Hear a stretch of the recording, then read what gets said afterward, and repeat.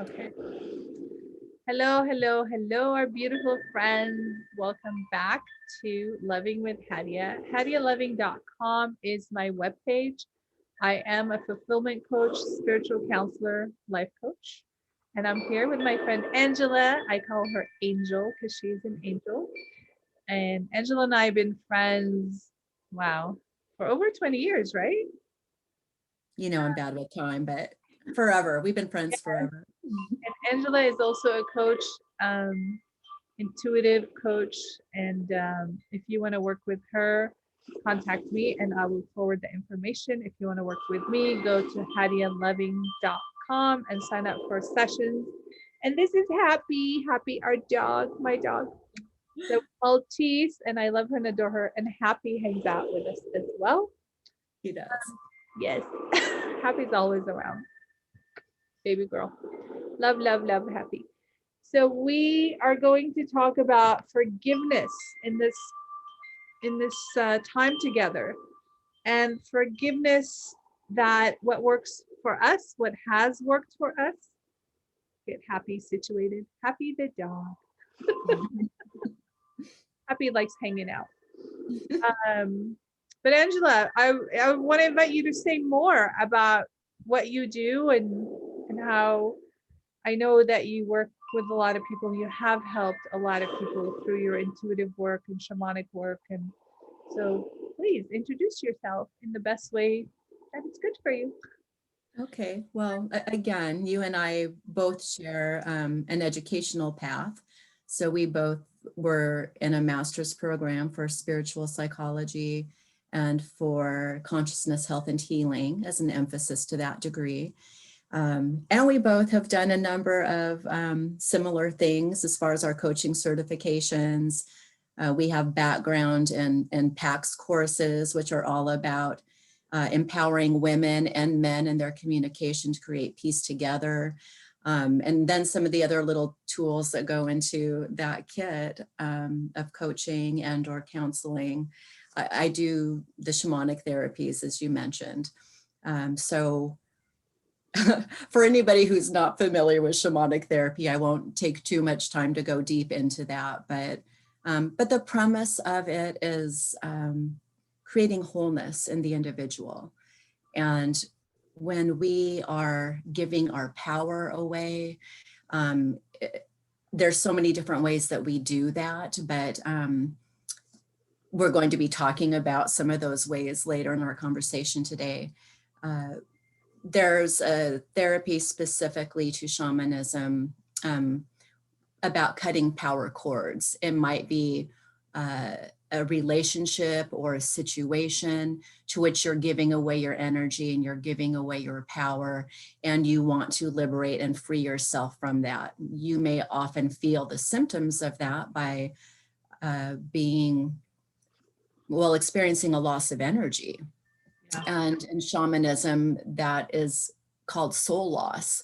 There is actually a part of your soul that is not present or that is divided and fragmented that goes away to that activity. It could be somebody else also pulling on your energy threads and having to create the boundaries to close those off as well. Sometimes people will go through an especially traumatic situation.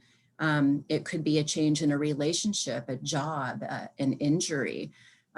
But when people say, I have never felt the same sense, fill in the blank. Sometimes also what may be called for is what's called a soul retrieval. And in an even bigger sense, that's calling back all the parts home into wholeness that are internally divided, that aren't in communication. You know, there's parts of us that are mature and living as adults, but we always go back to this feeling and we can't shake it of when. That might be another way that that part comes home and gets caught up to the rest of the storyline of maturity that is living in the whole being. So those are a couple of things one might do in a shamanic therapy. And I also do a biotuning treatment, which uses tuning forks.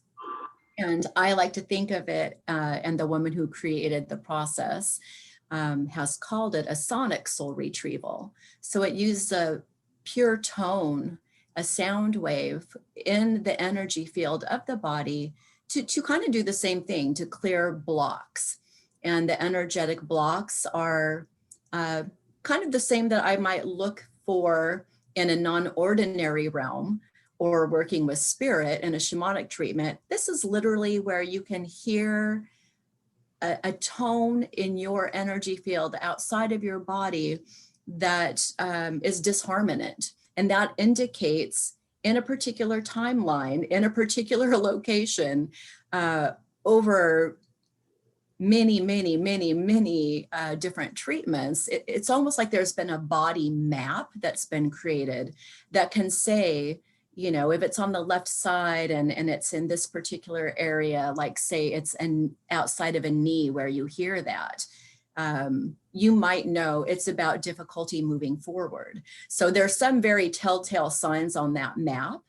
And our topic for today, just to put a note out to any other healers or coaches, that our topic today fits so beautifully into so many other healing treatments, because there's an opportunity in each one of these to not only look at what happened at that time, but to do some forgiveness work around it.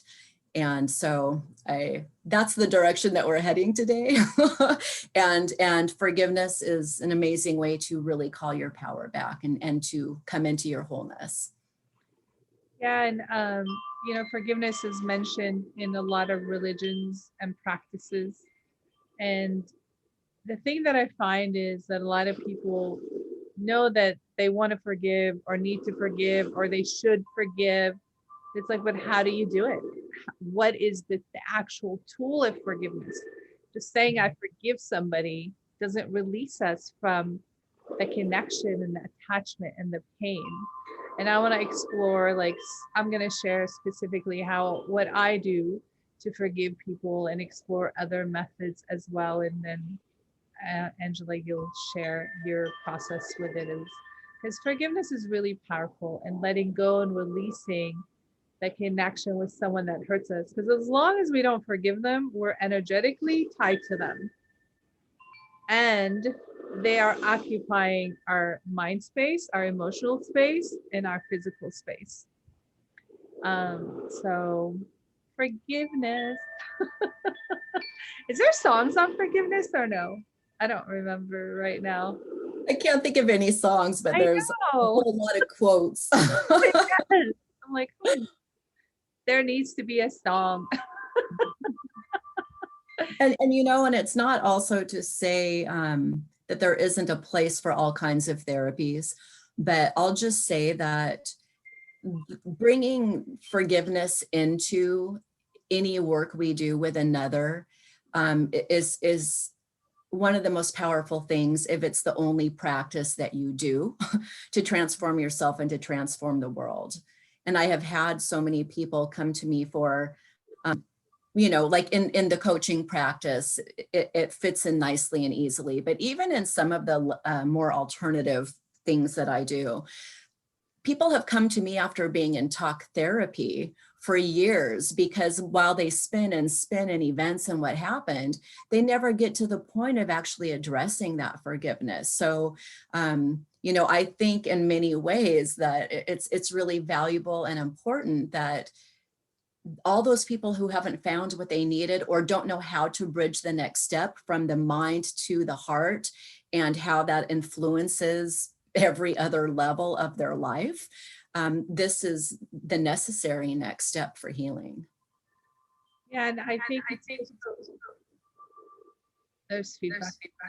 Do you hear that? It sounded like the chime music, but I didn't hear feedback.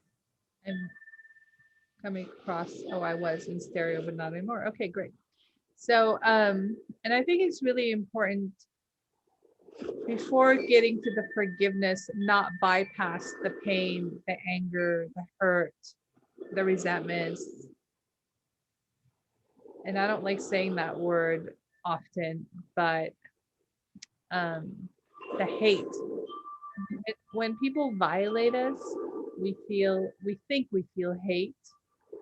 And so it's really important to work all that process, because a lot of people will be like, I'll forgive you, but I'm never going to forget what you did to me. That's not forgiveness. If you're not going to release yourself, and some of you listening to this, you know that forgiving is not for the other person, it's for you.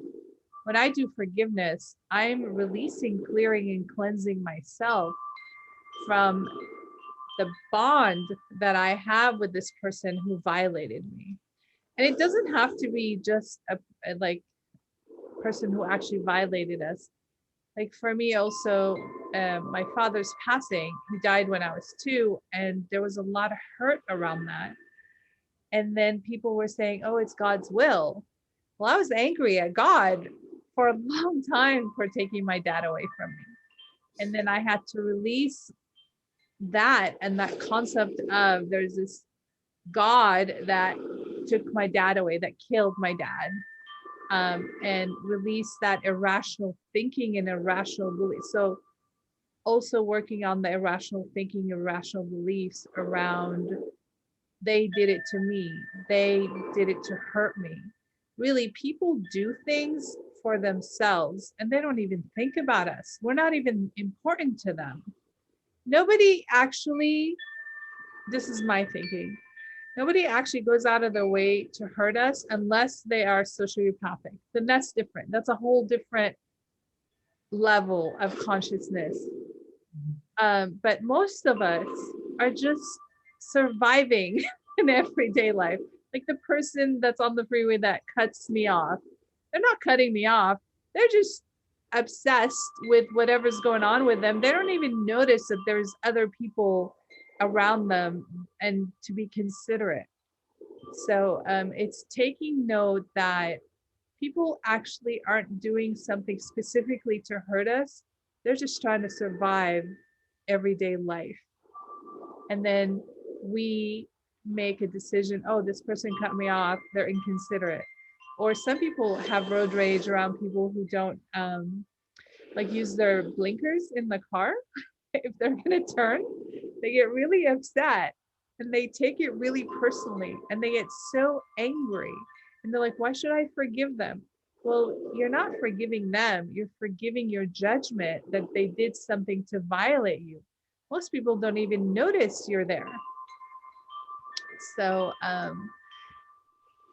too fast, too soon, but that's okay. No, it's true. And it's just perspective, not to take things so personally. When we are one-to-one, but there's that saying, you wouldn't worry about what people think of you if you knew how little they did. and then there's the separation, like the car example, where they're just trying to accommodate themselves. Like they probably don't even know you're there, but you're going to spend the rest of your day or your week or whatever ruminating about it and attracting everything else in the bad mood that you're in. So it's not worth it. Yeah. And releasing that judgment that someone did something to hurt me, to violate me, you know, and through processing a lot of my father's passing, like I went through so many different layers of going, he was irresponsible, he had 4 children, how could he drive late at night and get in a car accident?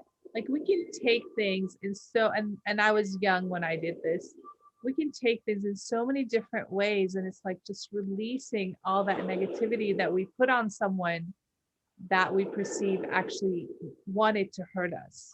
And I'm not saying that there isn't people out there who want to hurt us, but it's really not that common. Most people are just thinking of themselves and they don't notice that they did something to hurt us.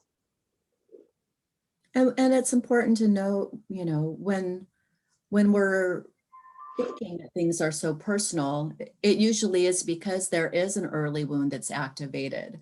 So the part of us that is having that experience, as you said, that was formed at a really young age. It's not, Hadia right now knowing everything that she knows that's having that experience. It follows back to this thread of a little girl who had these judgments. And of course, you know so much more than that now. But that feeling, the reality of that can still pop up as real now. So forgiveness. I'm just gonna jump right in and share what works for me. I've tried a lot of different things, ways, like writing a letter and expressing how I felt and burning it. If you are going to burn anything, please do it safely. If you're doing any writing and you want to burn it, do it safely. Shredding is fine.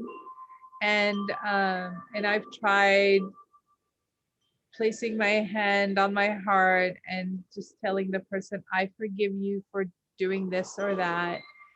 Um, so the one thing that I came up with that works for me is realizing that the person that I was forgiving and did a violation, they're not all good and they're not all bad.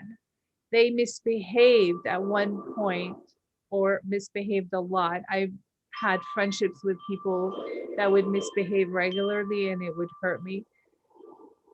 And to know that it's not about me, and also to remember that they are good and make a list of all the good things about them, and to make them human. It's like, they're not a person who just violated me. They're a person also who brought joy in my life. We've had beautiful moments together.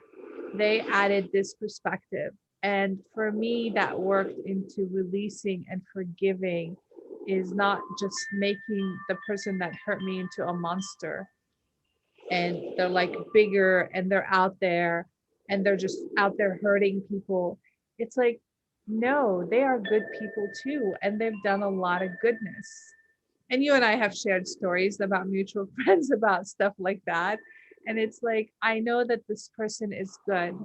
And I appreciate the goodness that they have brought into my life and we have shared together. So I just would take one person that I'm upset with and I feel anger, resentment, hurt, hate. I don't feel hate. I don't think any of us feel hate. I think it's just the word that we use to describe pain. Because I'm like, do I feel hate in my body? No, I feel hurt and sadness and anger. And I would like, I'm going to use you, Angela. And I've never been upset with you, which is awesome. You're really the one. Few of my friends, I have actually other few friends, but our relationship has always been so amazing. And I've never been mad at you. We've been friends over 20 years. So that's awesome. I love that. So I would write if I was upset with you and I perceived you did something to hurt me and I'm like, she just hurt me. I would write your name and then I'd write all the things that I love and I appreciate about you. And that softens up my heart and it opens me up. And then let's just say we were driving, you cut me off on the freeway. I'm like, God damn, Angela. And then I would take responsibility for perceiving that you did something to hurt me. You were just driving, for example, and then thinking of you in your goodness, knowing that sometimes people misbehave, but they don't mean to hurt me. They just misbehave. And that releases me from my judgments. And it expands my body energy and I feel better. So that's the one tool of forgiveness that I came up with that works for me. I've tried many other things. And this one, like before, I'd be like, I forgive myself for judging this person as being as mean, but it didn't work. And then praying for them and then sending them light. I'm like, what works for me is appreciating who that person is and genuinely looking at all the good things about them that they brought into my life, moments we've shared, things we've talked about. So that helps me. And I think it's important to say too that, because of our psychology backgrounds and everything else, we have really, before we ever started working with other people, we have really worked our own processes. We have really looked at our own personal wounds and done our own rounds of self-forgiveness and forgiveness for all the other people we had judgments about or stories around, that truly, may have seemed like an adversary at the time, but were part of the opportunity for us to cultivate a lot of strength and character going forward in our life and learning to do things in new ways and to have more powerful and affirming outlooks in how we move forward. But because we have already done that deep work, we also now can do, what I kind of call, like in my own personal self-forgiveness and forgiveness of the others practice, it's more like hygiene, it's like I've already taken a really good shower. So like if I just, every night when I go to bed, do my little practice, which can be literally just like a 1-minute check-in, I continue to stay clean for a long time. But for somebody who has never really gone in and looked deeply at their own pain, perhaps for a lifetime, this might not be something that you do just once. It's something that you need to revisit again and again until, maybe you have a lifetime washed off of you in the shower, and then you can start the next day like, well, I'll just brush that little grime off. So self-forgiveness can really, and again, the external forgiveness, it can really be a process that takes you deep and takes you to the core of your wounds. And it, you've said it before, it takes courage to look at those things. So it's not always easy, and it may not always be just that quick little check-in that you and I are going to talk about in our personal processes. Like sometimes that's deep, and you'll be in, we were in our program for several years doing that work, like pretty much every day, and working with other people before we ever even got to clients or this point in our life, however many decades later. So I don't mean to cut you off, but that's what I appreciate about our learning, University of Santa Monica. And I invite you to check it out if you're interested. It's the best impeccable education I've ever had. And from like Friday night, first weekend, we became counselors. We had to practice everything and demonstrate in actual application. What do they call it? The learning. Oh my gosh, I can't think of the word right now. Experiential learning. And most people learn the best through experiential learning. And it's impeccable. And I love that we had to demonstrate mastery through our own life and healing. But so by the time we graduated, we were actually ready to support other people. It wasn't just learning in theory and reading books. We read a lot of books and wrote a lot of papers. And but also we demonstrated and practiced on each other every single weekend for hours and hours. And I do appreciate that. It was just awesome. And it's good in a way, like we can be a tag team in these conversations, because the other thing the university would say is that we're spiritual scientists, and part of that is because our life is the laboratory. How we do things and what works for us and doesn't work for us may be different for me than it is for you. So even though they had a way that they taught the forgiveness practice, you have found through your own experiences that, well, I kind of got the gist of that, but it never really landed for me. And here's what works for me. And I can say, I brought it up in our last call, for a moment anyways.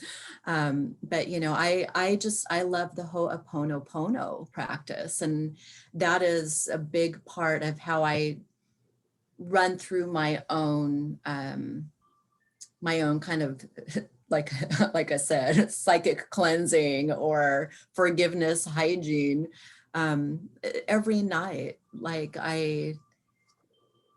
When I go to bed, we'll just do a check-in.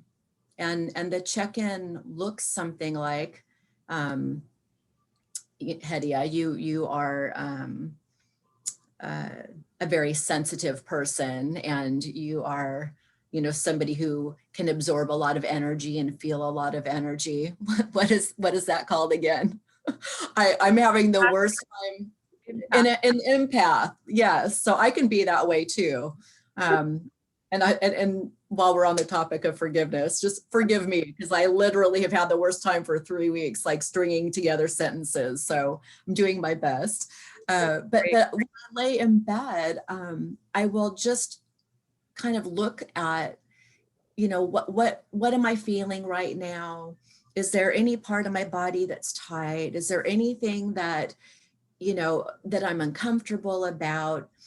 Did I hear something that saddened me, that triggered me, that, you know, was there anything where I showed up in a way that I felt shame or wished I could have done better? If there is any remnant of anything like that there, I will just start that process. And Ho'oponopono, what I mentioned before is that, and as you stated, it's something that we gift ourselves. Because if I'm holding anger, if I'm holding resentment, if I'm holding shame, whatever it may be, my internal environment is polluted with that. And I can't really be loving with myself or anyone else until some of that has been cleared. And so it's a way of doing that, clearing, like every night, little by little, so it doesn't accumulate and build up.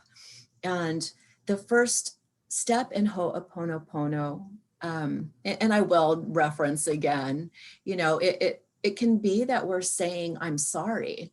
And we don't have the intention that anybody should live in a space where they're continuously, oh, I'm sorry, like placating to another person. Sometimes people are their own worst enemies. So they also never feel like they're living up to something, and they're always like shrinking. And, you know, and I'm not talking about that. I'm not talking about, oh, I'm sorry. And I'm also not talking about in incidents where, you know, sometimes people do really terrible things to us. And as much as we are accountable for, at least personally, I believe I made a choice or a contract, even if it was at a soul level, to be here on this planet at this time, you know, in the location I am, in the form that I am.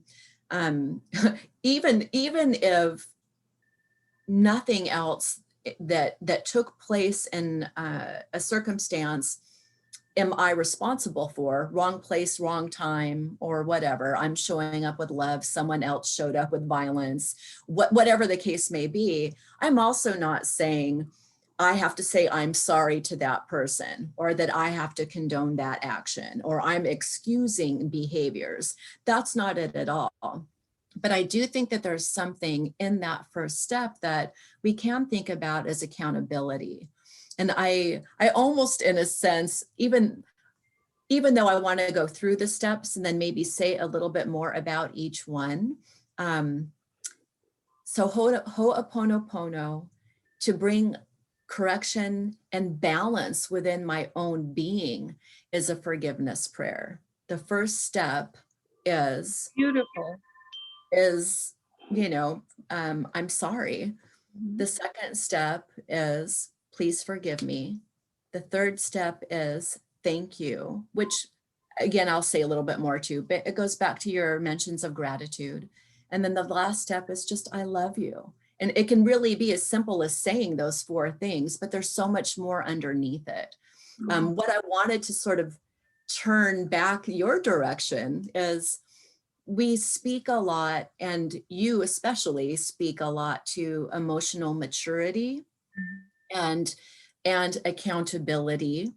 And so in that first step of I'm sorry, you know, in some of our personal conversations that we don't record, we have said sometimes, because it does take courage to face our wounds, it does take courage to whether we're shrinking, stop ourselves from doing that and say, like, I'm full, I'm loving, like I have this gift. I'm not that small person. And it can be just as hard for somebody else to admit they're ever wrong. They may just be living life fully for themselves. And I know the way I'm living my life and the way you're living your life is that we want to be a blessing to ourselves and to others. We don't want to hurt ourselves. We don't want to hurt others. And that is also what this forgiveness practice is really all about, is creating the balance in that. But you have to, even if you don't have to say the words, I'm sorry, and even if you never say those to somebody else out loud, often, again, this process is just for me to come into balance with me. But that first step may be really difficult for some people because of a lack of awareness of their wound, or an inability, or even a refusal to take that next step. So would you just say a little bit about emotional maturity and accountability as far as that goes? Yeah, there's so much I want to share. Well, first thing I want to talk about, say it again, Ho'opono. Ho'oponopono. Ho'oponopono, right? I could never say it. I actually practiced that for a few years and I loved it. And it brought me so much love and peace. And I would, on YouTube, there's the Hawaiian one that is so beautiful. This is it. It's the Hawaiian prayer. Yeah. I'm just giving an abbreviated 4-step process for it. Well, they sing it in Hawaiian and in English and in Japanese, I believe. And it's just so beautiful. And I practiced it for actually many years, but it never brought me relief. I still felt judgmental about the people that I was forgiving and forgiving myself. And that's the key thing, is with that emotional maturity. When we emotionally mature, we tend to want to take care of ourselves better. And it takes a lot of courage to not be a brat in the world. Not to be a 5-year-old throwing tantrums going, but you hurt me. So it's like, okay, I feel pain. And what is that triggering? And what can I learn from this? How can I use this for my learning, growth, and upliftment? Not feeling a victim of what somebody else did to me. Shifting. So maturity is shifting consciousness, choosing to be like, okay, this person didn't act and it's hurting me. How can I take care of myself and have courage to be a victor in my life, not a victim? So this is happening for me, for my learning, growth, and upliftment. And I really tell my clients it's happening for your empowerment. Because every time we feel an ouch, it's like working out. A lot of my clients are young men, amazing, brilliant young men who work out and they're fit. And I go, when you go to the gym and work out and you're going for it, you're tearing up your muscles and it hurts. And emotional maturity and empowerment feels like that. It's like, ouch, this is painful. And how can I push through so I can get that muscle stronger to the other side? So, and knowing, so I want to share also about a victim mentality. Victim mentality is saying, why is this happening to me? Every time you hear yourself, why is this happening to me? You're a victim. You're accessing your victim consciousness, and you can shift. It's really a choice. And most people, if you start listening to people around you, most people will be like, why is this happening to me? Why is it too hot? Why is it too cold? Even that alone, you're being a victim of the weather. Instead of saying, okay, it's hot today. How can I take care of myself? This is happening for me, for my joy, for my learning. Okay, I can wear shorts or sleeveless, whatever.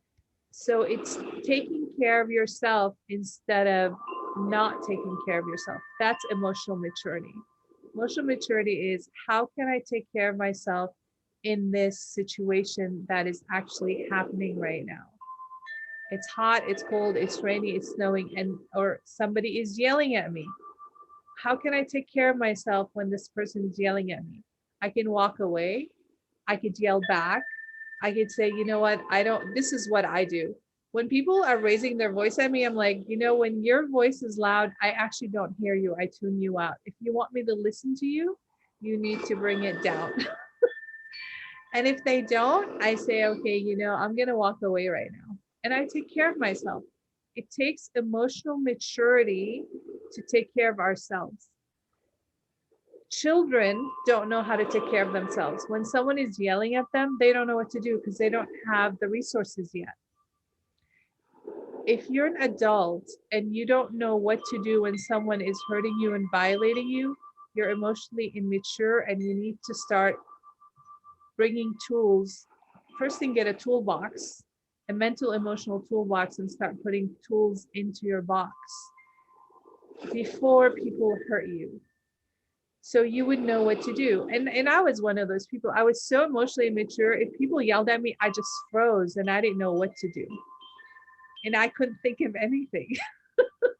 And I had to learn to unfreeze myself and be like, you know what, this is not appropriate. And it takes courage to speak out, especially for people who've been hurt when they were children. And I think all of us been hurt somehow as children. So, you mentioned something, and I wanted to reference it. When somebody violates us, and it's like there's a soul contract, but also there's a learning there. And if you stay there, you're giving them permission to continue hurting you. It's like somebody staying in a relationship and that person is constantly putting you down. Well, the first time they did it and you didn't do anything about it, you just gave them permission.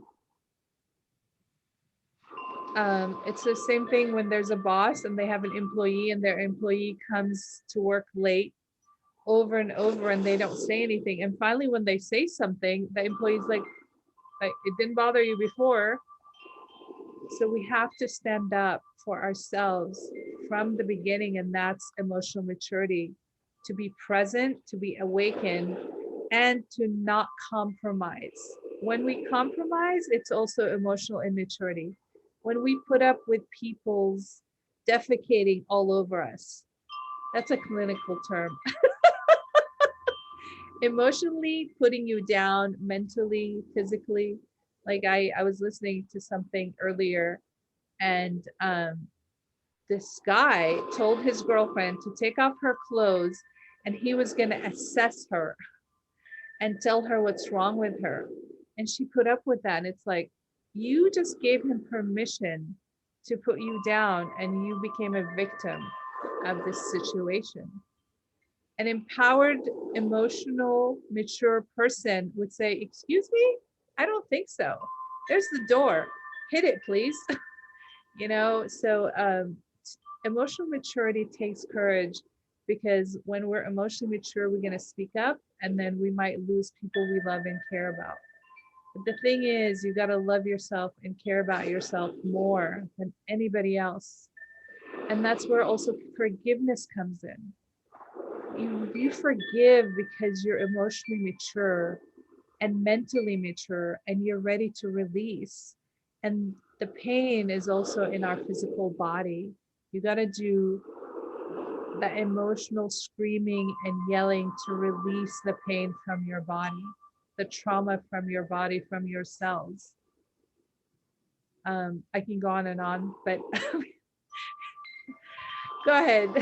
Okay, I pull it back now. So in the first step of my process with the Ho'oponopono, when I'm in that place of saying I'm sorry, or when somebody else is starting this practice, this is a practice that can cultivate our character through adversity. This is a process that, let's say in the example of the female getting a body assessment, maybe just like other times you had mentioned where your response was that, like, actually you couldn't say anything, you froze. This person may be having the same response.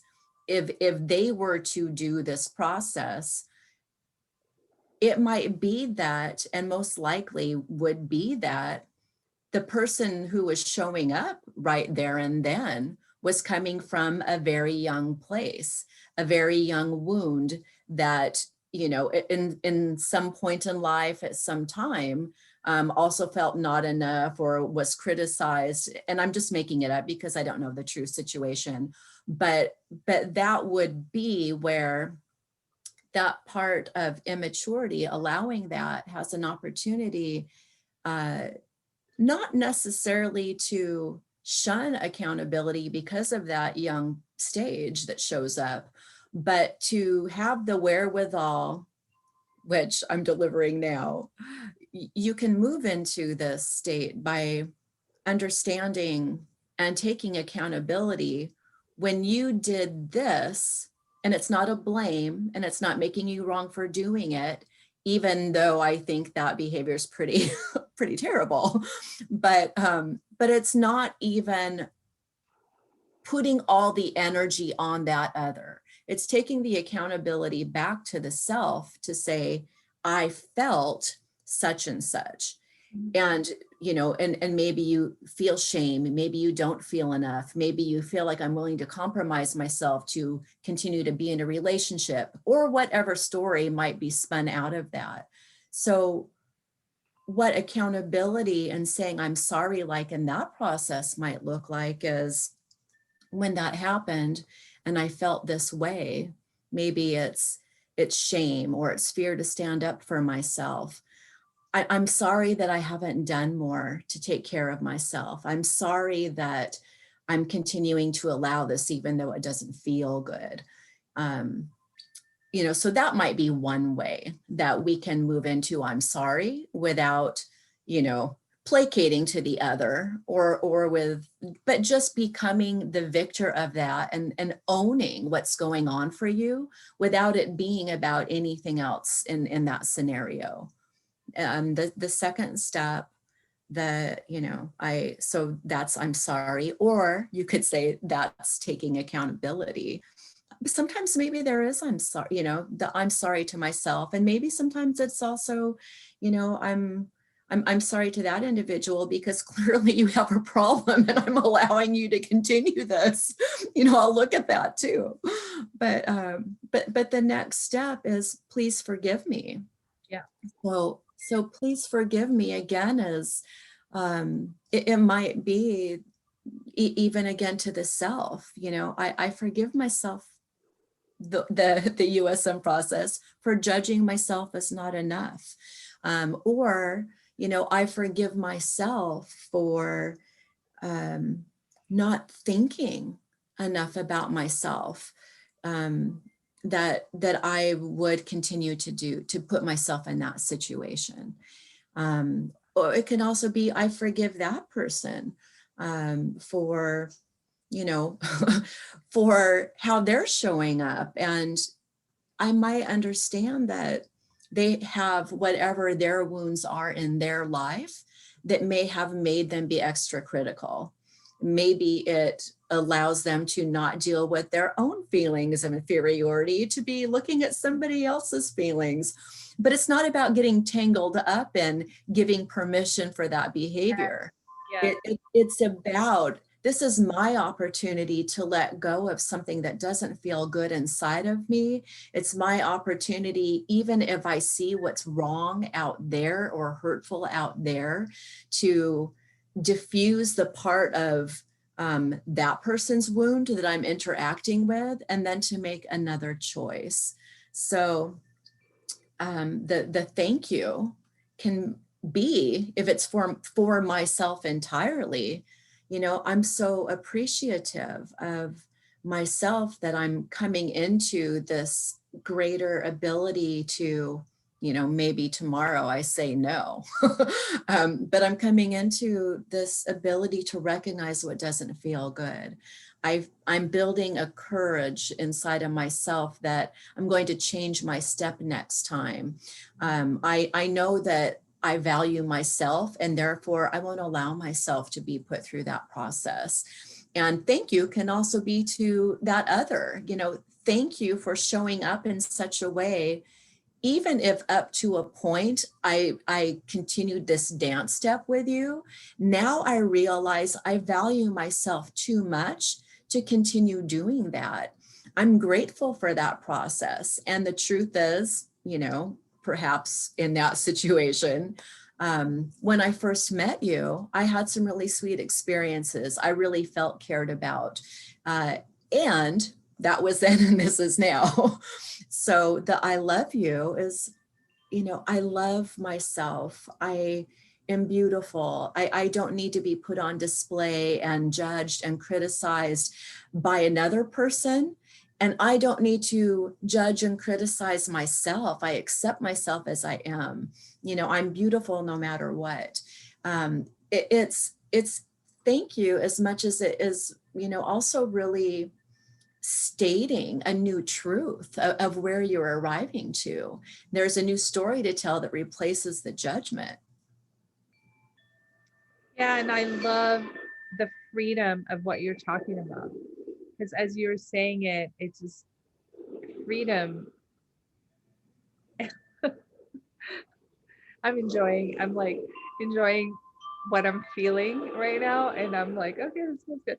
So there's expansion and freedom that happens inside of me when I release myself from the negative attachments that I'm putting on someone else.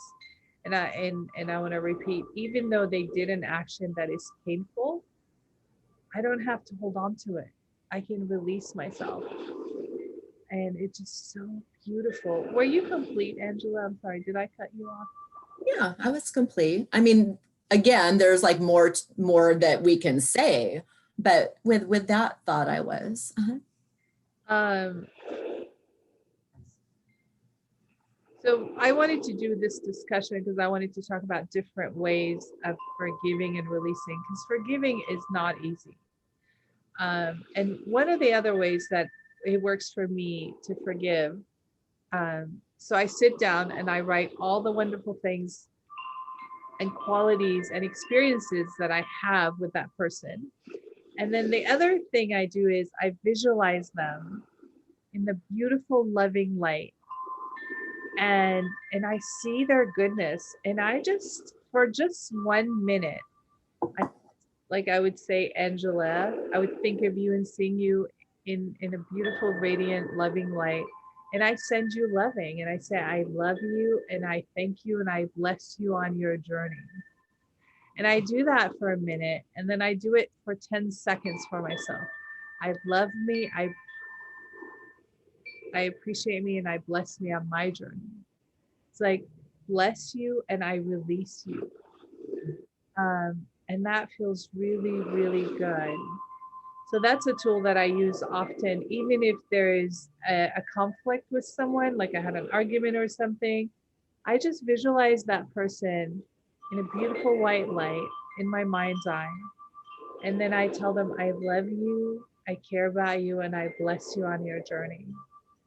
And then after that, I say, beloved, whatever you believe in, some people don't believe in God. Just find your understanding of a higher power. Like, I believe in God, not the religious God. For me, it's spiritual and it's about loving. That's what God means to me. It just means love and loving. So I say, beloved Father, Mother God, if this person and I are meant to be in each other's lives, bring them ever so close.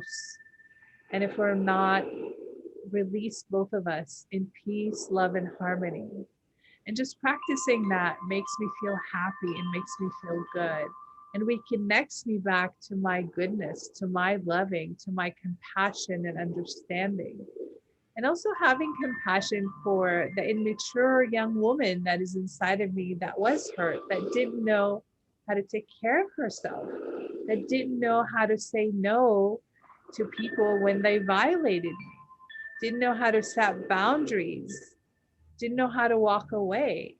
And it's forgiving that young woman because I didn't have tools.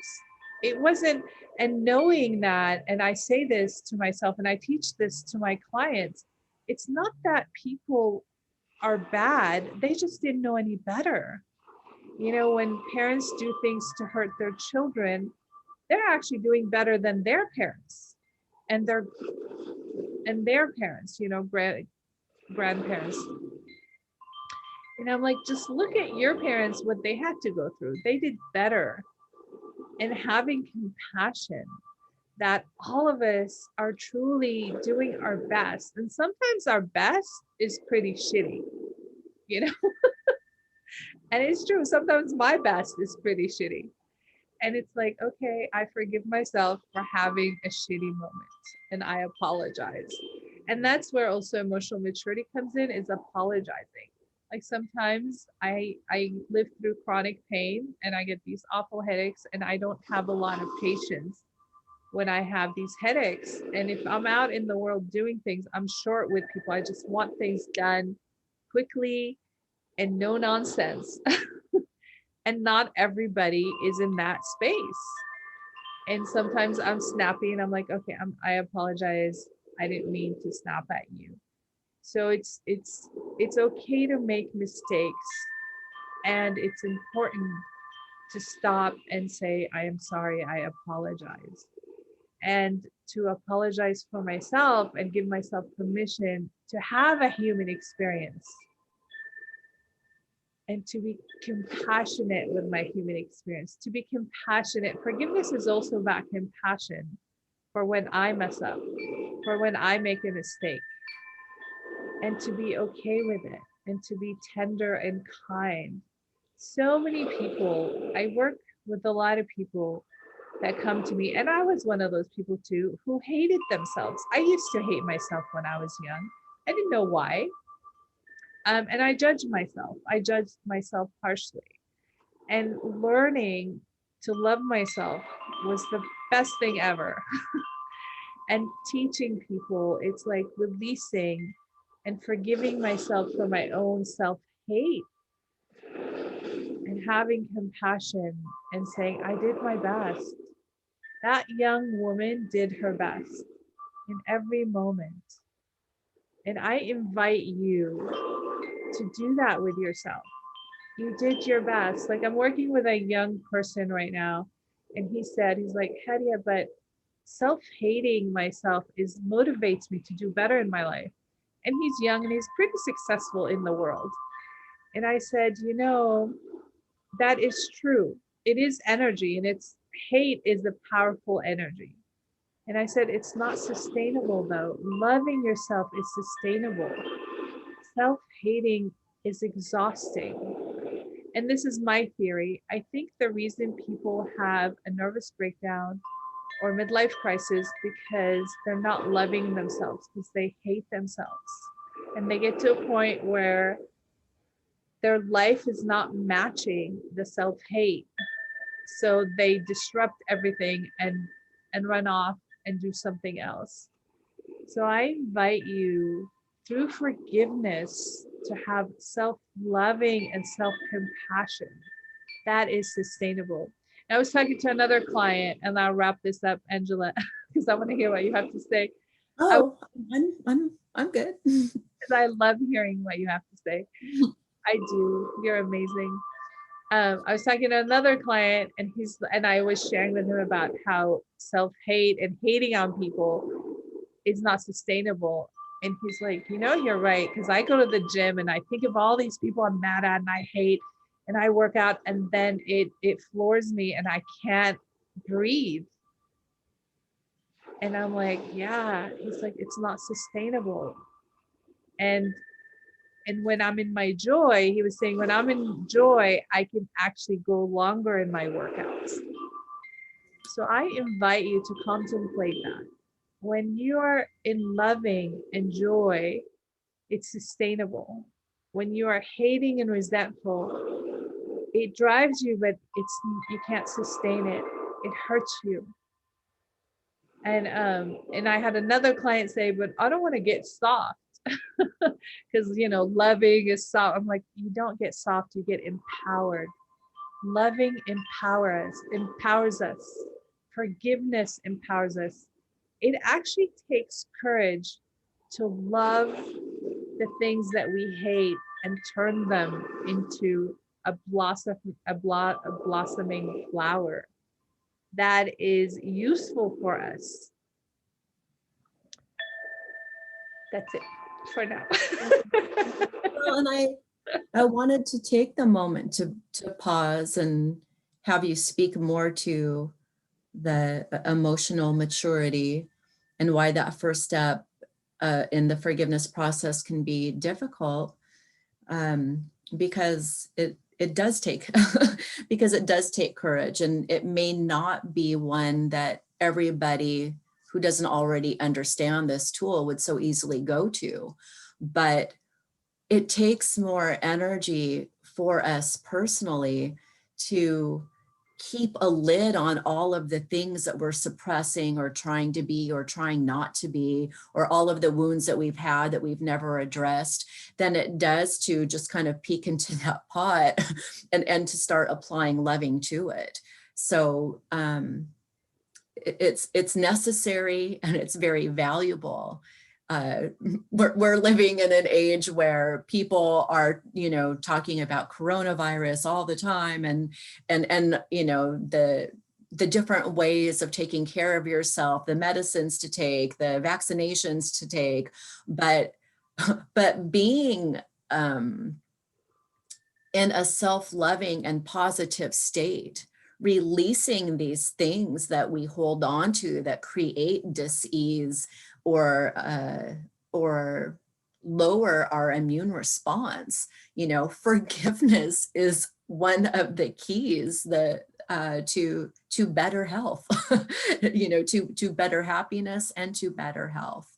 And again, it's something that once you recognize, you can put into place and maybe chip away at it little by little. But it's also important to realize that whenever you're not at your best, or I'm not at my best, or even in those occasions where somebody does something that's just unthinkable, that all those moments are reactions from a wound. So the more that we recognize and care and give love, instead of continuing to give hate or anger or vengeance or whatever it is to the wound, that's also where the cleanup happens, the personal cleanup. And that internal peace is also what will bring world peace. Because whenever we are, we talked about contracted states before versus expanded states or higher frequencies. Whenever we're identifying with the wound or a story that we are pushing through or could do better in, we can't see the whole picture. We can only see ourselves and what we need or what we're not getting or whatever that is, or we can only see the other person and the bad thing that they did or the wrongdoing in that moment, and or they cut me off, whatever it might be. Your statement before, I'll just bring it back to that, is it's so important to know that I was looking actually today when I said, oh yeah, but there's lots of forgiveness quotes. I was looking today just because it is also, Martin Luther King Jr. Day. And I don't know when the video will actually be shown, but today we do celebrate Martin Luther King Jr. And so I was just looking at some of his quotes on forgiveness. And even though I can't quote them verbatim, it was also saying it is so important that we learn to return to forgiveness. And in every bad person, there is good. And in every good person, there is some evil.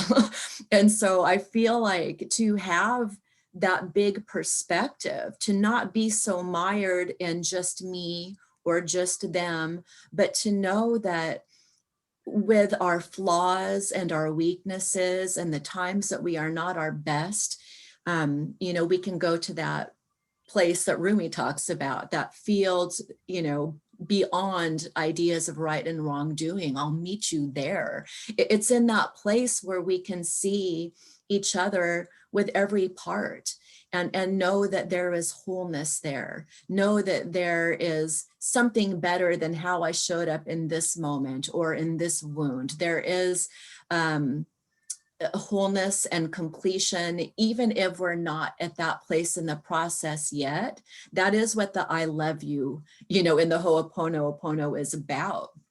Or that is what is having the gratitude for the other ways that person may show up that you know of, that you do appreciate or have appreciated.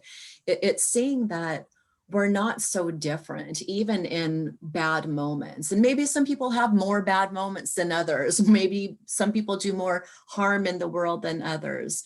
But when we're honest with ourselves, somewhere a little bit of that lives inside of us too. And somewhere that person has done a kindness or even has had a really hard time you don't know about and deserves some compassion.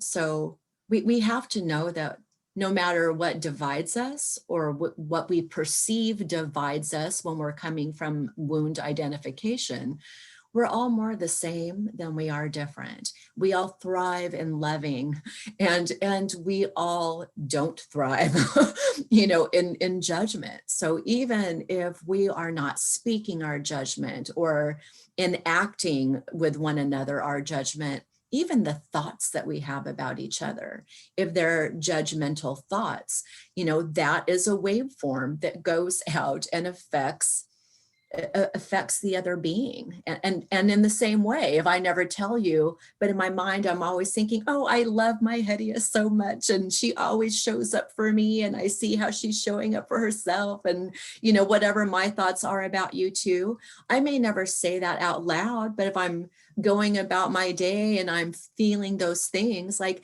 that is going to hit your energy field. That is going to make an impact.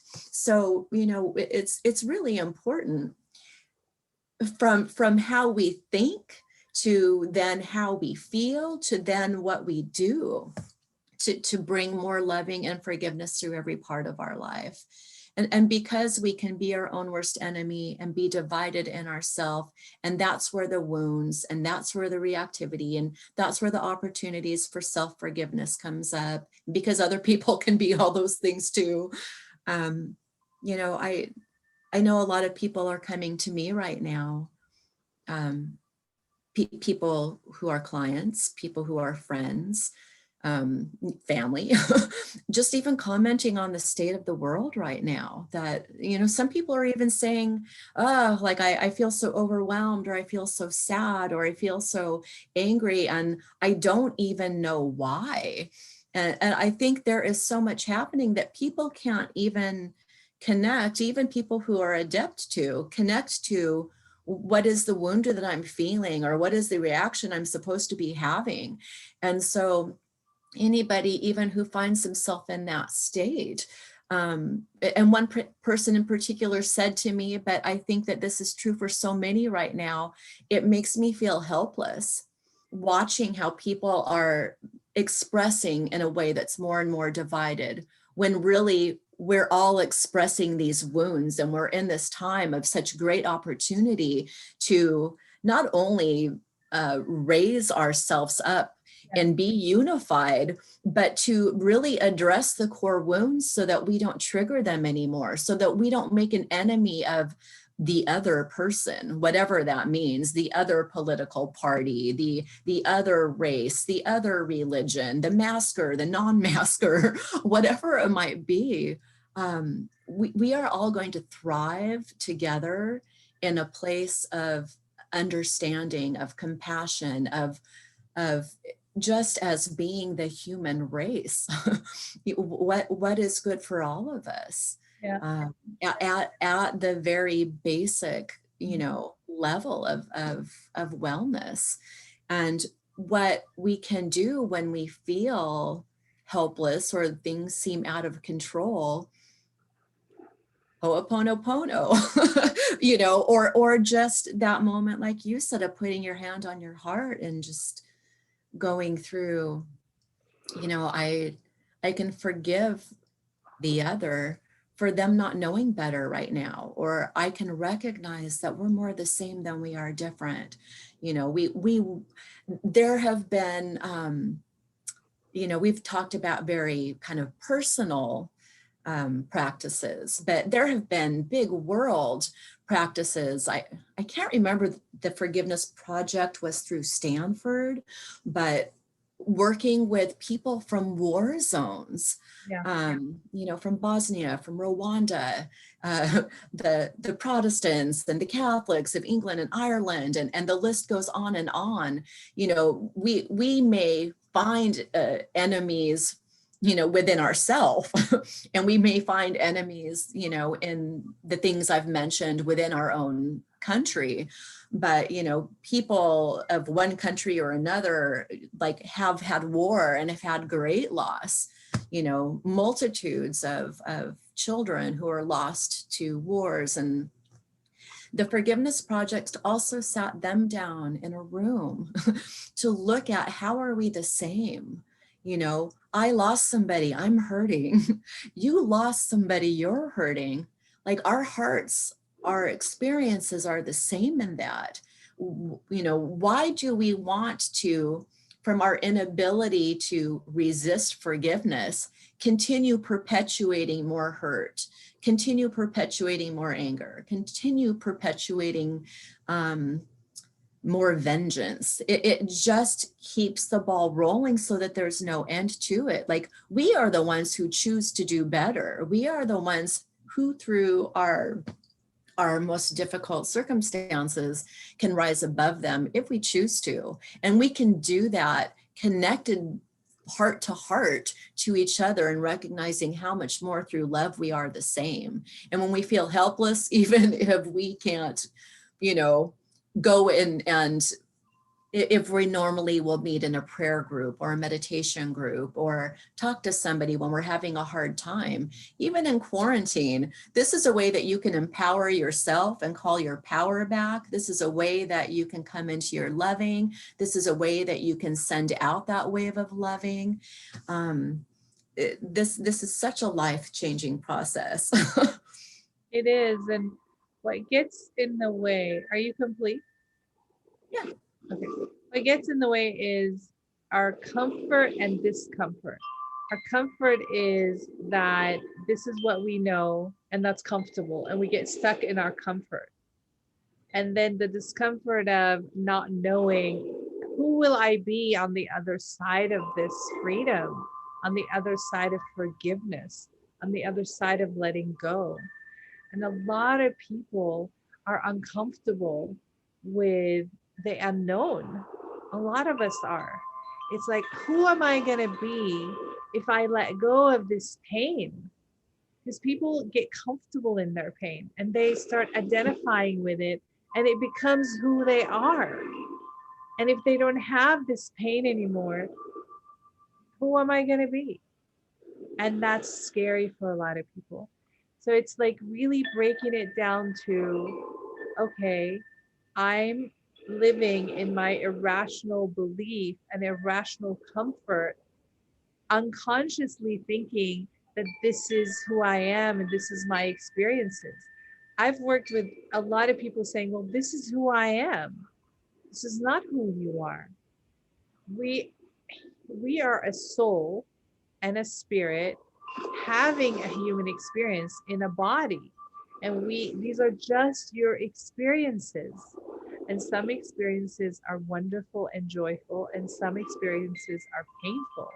And it's important not to identify with the experiences. And most people identify with painful experiences because we have pain inside of us.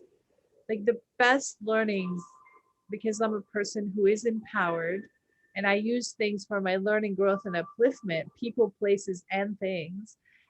And the best learning was the people that hurt me the most in my life. And I'm like, okay, how do I show up like that with myself and others, and taking responsibility that they were my mirror, and being honest with myself and saying, oh, whoa, oh shit, I do that to myself. And when I can be honest and admit the truth that I am a person who's been hurting myself with my negative self-talk and my emotional state of energy, I can change. If I'm not honest and I just blame people, you're hurting me, you're mean to me, that's victim consciousness, victim mentality, choosing to be a victim. But when I say, okay, this person hurt me, how do I do that to myself and others? And taking responsibility and being truthful to myself and being uncomfortable, being in the discomfort of saying, oh, I'm not always nice to myself. I'm mean to me. You know, a lot of us have mantras like, oh, I'm ugly, I'm fat, I'm thin, I'm tall, I'm short, I'm not smart, I'm stupid. I mean, I hear clients, I'm a loser, I'm so stupid. Like, no, you're not. And those are mantras that we need to forgive ourselves and release them. And the reason we hold on to them because we get comfortable. We think that's who we are, and that becomes our comfort. And comfort, we think comfort is safety. It's very confusing. Comfort is not safety. You're not safe if you're comfortable in hurting yourself. There's no safety in that. What's safe is to know that you have the courage to step outside of your comfort zone, to step outside of the pain, and stop identifying with it and seeing who else you're going to be and blossoming and really awakening who you truly are, which is, I say this in every video, you truly are loving, amazing, brilliant, zestful, beautiful, sexy, creative, wonderful. That's who we truly are. And then we forget because we get hurt. And then good people feel guilty and we turn on ourselves and we start hurting ourselves. You know, like a person who hates themselves, a lot of times they're always bumping into things. They're hurting their physical body. And they're like, why do I keep doing that? Because you don't like your body. Step outside of identifying with not liking your body, start loving your body, and you'll never ever run into walls or run into chairs, stubbing your toes, and forgive yourself for forgetting who you truly are, which is amazing and loving and wonderful. And that's also takes courage and emotional maturity. It takes emotional maturity to say, okay, I'm going to be uncomfortable. And then I'm going to get comfortable with being uncomfortable, which is like, what? Yes, being uncomfortable, it's like working out. When you're working out, it's uncomfortable when you're pushing your limit to the next level of weights. I used to do CrossFit and destroyed my knees. I don't recommend CrossFit and my elbows and shoulder. But anyways, while I was doing it, it was always uncomfortable to go to the next level, but it was also comfortable to push through and to have that courage to push through to lifting more. So it's that same kind of concept, is pushing through the emotional and mental comfort and identifying that, oh, I'm a loser, I'm stupid, I'm not good enough, I can only, you know, attract this kind of person. It's not true. So I invite you to forgive yourself for the irrational thoughts. Like I worked with a client who's actually extremely successful, but he worked hard all the time. And I'd be like, you've got to slow down. You don't have to work this hard. You can work with ease and grace. Like, no, it motivates me. And then he got sick. And I was like, ease and grace. And he started practicing ease and grace. He started having more fun, traveling more, and making more money, more than ever. And I'm like, ease and grace is fun. And it was so uncomfortable for him to first embody this concept of ease and grace.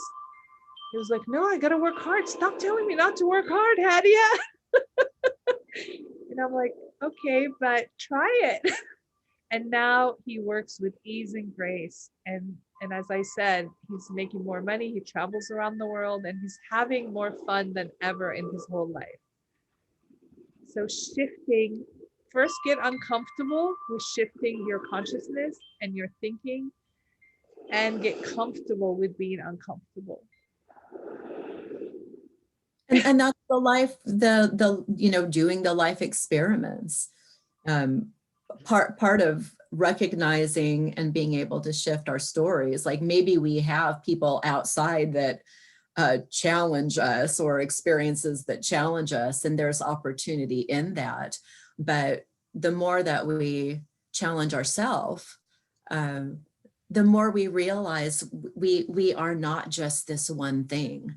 You know, we are so much more than that, and there are so many more possibilities and so many more ways that success and love and everything else can show up. And I remember one time it was said, you know, there's the only difference between like excitement and fear is taking a breath, you know. So it's like, you, if you see something scary, like, you know, or you feel scared, but at the same time, when you're on a roller coaster or something, it's like, you know, it's exhilarating, and you maybe don't know where the track is headed. But so yeah, so allowing ourselves to just step into something new and just try it. It doesn't mean that we have to change everything. It means we can change one step and see, how did that feel?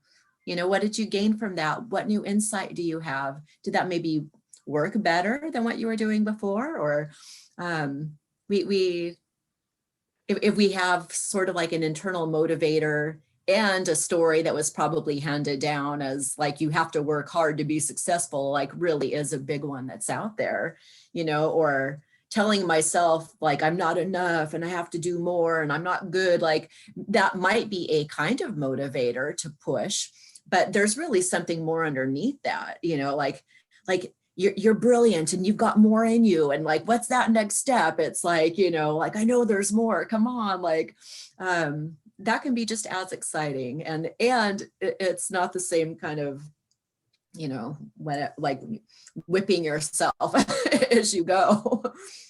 And it's important as we stumble to forgive ourselves, like, and to accept our experiences. Recently, I'm working with another young man. I love all these young men I work with. They're amazing and brilliant. So he did a major F up in his life, like major. And I kept saying, it's okay.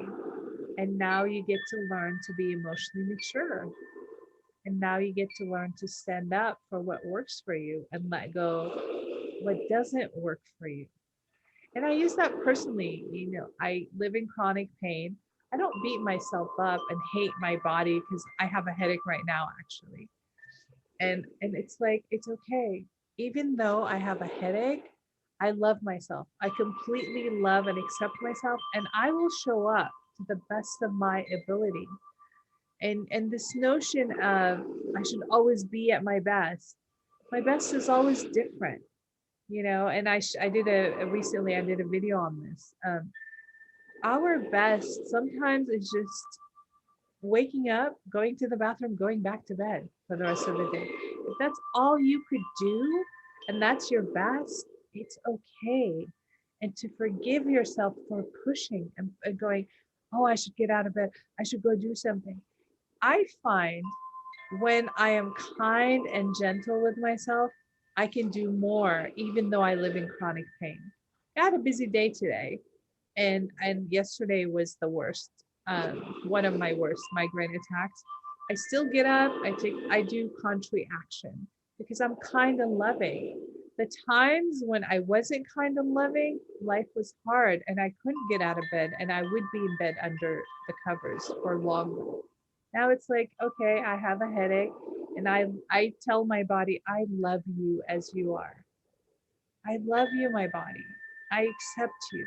even though I'm in pain right now, I completely love and accept myself. And that's a form of forgiveness and giving my body permission and my nerve endings. It's like, I'm already in pain. Why would I hurt myself with my mind and my feelings? My body is already in pain. Why would I be like, oh, my body doesn't work. It's no good, blah, blah, blah. No, I apply loving to my body because it needs it. For whatever reason, I'm living in this chronic pain. I'm okay. I had a car accident. There was an actual physical reason, but it's been over 10 years. And I'm like, okay, there's more learning here. And I'm going to be loving and kind. So forgiveness is not just about people violating us, it's how we violate ourselves with our thinking and our feelings, how we don't accept ourselves. We reject ourselves if we don't think we're doing good or we're famous or rich or sexy or have the best body or the best education. Release all that. Forgive yourself and accept yourself as you are. And when you do, that's when you can actually create more in your life because loving is sustainable. If you're hating on yourself and you're not doing well, you'll be hating on yourself for the next 10 years. If you want to do better, love who you are as you are in this moment.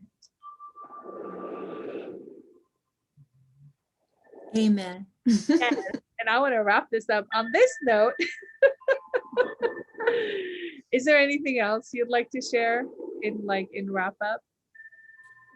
I just think that however we may be divided, whether it's inside of ourselves because we're identifying with a wound, or whether it's with one another in the world right now, the forgiveness tool is an opportunity to come into unity. And it's true, there's nothing that we do alone, no matter how you feel, where you're at, even in your house in lockdown, you're not alone. We are all in the process as we come into loving and as we courageously move through the process of forgiveness, of creating a new story of who we are, of who we can be together, of what's possible for ourselves and for this world, of, really claiming our power and Yes. knowing that we're never alone.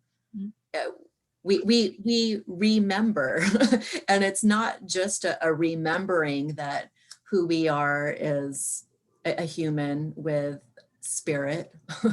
It's also remembering that we are more the same than we are different. It's also remembering that even at times we may not show up to be our best, but we can take accountability and know what something better looks like and be a blessing to ourselves and to others in that process.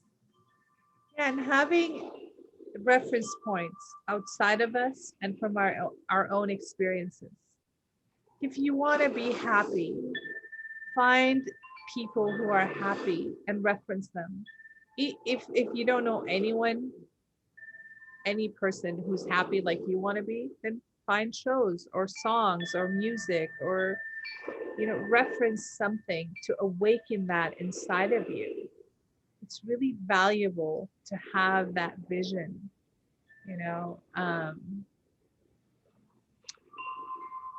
there's something else I wanted to share before intimacy.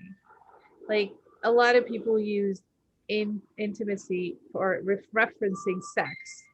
And I have a pet peeve about that. It's like intimacy is not sex, people. But it's nice when they go together. It is. But a lot of people have sex and they're not intimate. Intimacy Oh, yeah. is to me, it's connection. And I invite you to connect with yourself. And you said we're not alone. Like I worked on this being alone and lonely years ago, and I don't feel alone because I'm like, I am with myself. And it's not like me, myself, and I, like, I'm connected to who I am, to my spirit, to my soul, to my thoughts, to my feelings, to my body. When you are connected to yourself, you are not alone. And when I'm connected to myself, I'm connected to everything and everyone around me. And there's no way I would feel alone.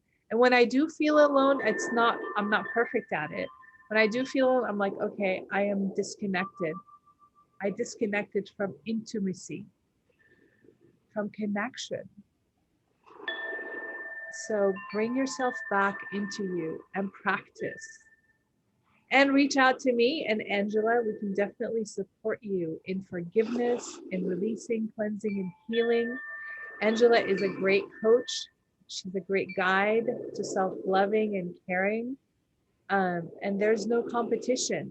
When I wanted to start doing this with you, I was sharing with my marketing people, and they're like, really? I said, there's no competition.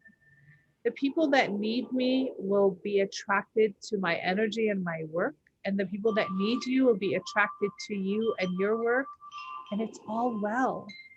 And our education is actually similar. I was thinking about it. I'm like, we did PACS, we did dream work, we did this and that. But you have your way of doing your work and feeling, and I have mine, and my people will come to me and your people will come to you. So reach out to us. We're here to love you and to teach you how to love yourself and to have the best life you can have, your heartfelt dreams and desires. It's all good. It's all possible. And as always, I love you. Love is given. Love is given, and we forget because we get hurt. Love is given. Remember who you truly are. I love you, and I want you to love me. I want to receive your loving. I want you to receive my loving. I have a theory: when every single person on this planet, when all of us love ourselves, love our body, our mind, our emotion, our spirit, our soul completely, we will heal ourselves and heal the planet. We will heal through loving. And I love you. We are healing through loving. Yes. And Angela, thank you for being here. I love you. I love our friendship, and you are amazing. Mwah. I love you too. Good night, everybody. See you later. Bye.